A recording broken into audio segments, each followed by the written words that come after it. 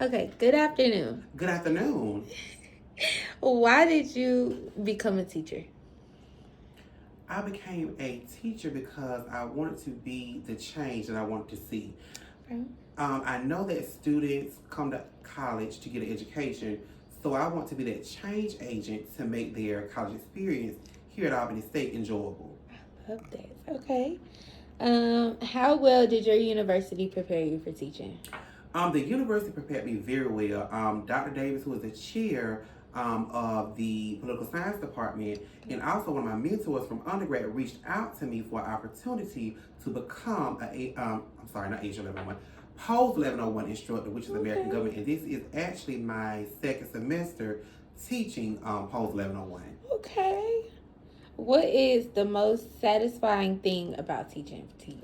The most satisfying thing about teaching is when you know that you have made a difference in someone's life. Right. Like after they take the class the next semester, you see them and they say, "Hey, Professor Brown, thank you so much for changing my life, making it better." Right. And we really enjoyed your class and we learned a lot. So that's what makes it enjoyable. Okay. What part of teaching do you look the most forward to?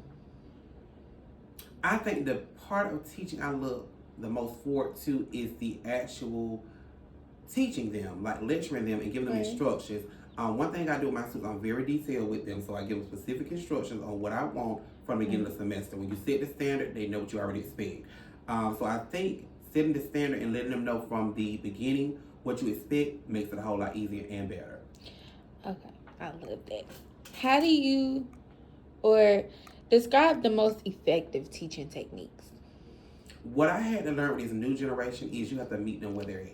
Right. So what got us through undergrad back then, which was pretty much you reading the textbook, you studying for the exam, you can't do that with this new generation. You have to make it enjoyable for them. So what I do a Right. lot of times is in my class I start off with icebreakers Okay. to pretty much get everybody loosened up. But I also try to incorporate, like some days I come in and ask them before we get started, like how are you feeling, like what's going on, and we talk about what's going on in the world today, and then I dive into get ready for the lecture for that particular day. Okay. How do you give an example of how you differentiate instruction in a lesson?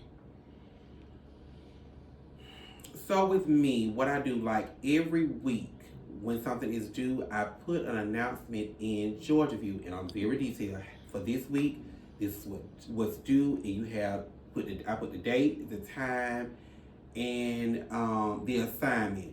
Now it's up to them to do it.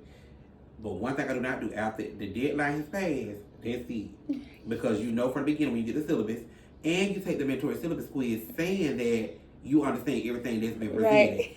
So when they don't do that, they have to suffer the consequences. Right. That's true. What do you think is the biggest challenge in teaching?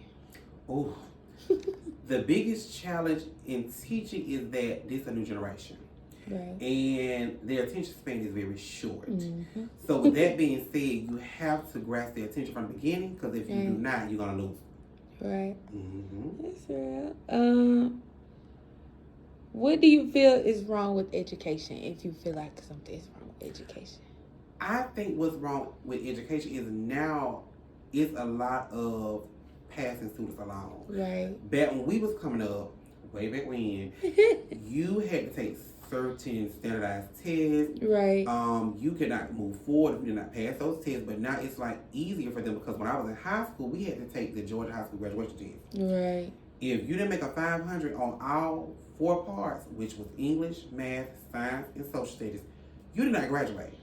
So now I think they have it a lot easier, and I think the pandemic really changed a lot of stuff when it comes to education, because we were shut down for like maybe a year and a half, 2 years.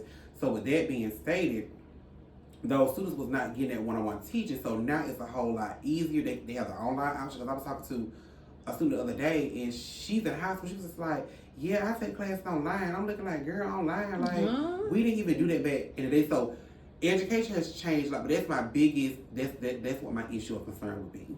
That's understandable. Okay. What are your classroom rules? Be respectful. Mm. Look presentable. Yes.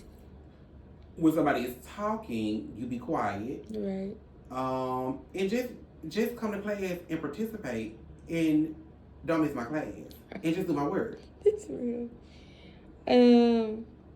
What does, hold on, let's see. What does a model classroom look like to you?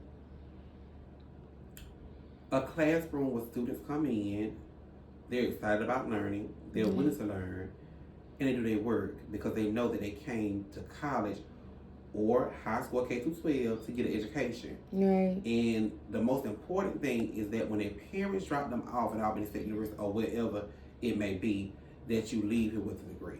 Right. That's understandable. And the last question will be, is there anything we have not talked about that you would like to share? Do you have any questions for me as far as education? No, not at this one. I think you have covered everything. Okay. Thank you so much. You're welcome.